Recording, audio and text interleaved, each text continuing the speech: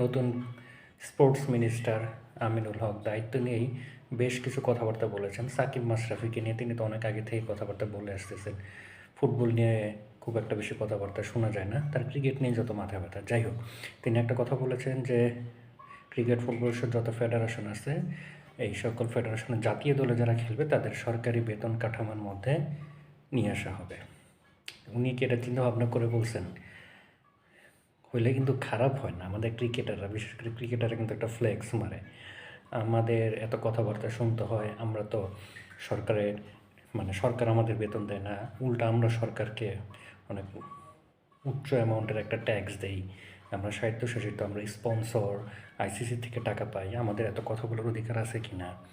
যদি আসলেই সরকারি বেতন কাঠামোর মধ্যে নিয়ে আসে, তখন কিন্তু ভাই জনগণের ট্যাক্সের টাকায় তাদের বেতন হবে, আমার আপনার পকেটের টাকায় তাদের বেতন হবে। তখন তারা ফ্লেক্স মারতে পারবে না। সো আমিনুল হকের ম্যাক্সিমাম কথার সাথে আমি দ্বিমত নিল যে এই জিনিসটা করতে পারলে কিন্তু আসলেই সেই হবে। তখন ক্রিকেটার বলেন, ফুটবলার বলেন, বিশেষ করে ক্রিকেটারদের এত ফ্লেক্স আর থাকবে না। তখন আসলে আমরা ধরতে পারবো আমাদের ট্যাক্সের টাকায় চলে এত বেশি বাহাদুরি। সাবধান।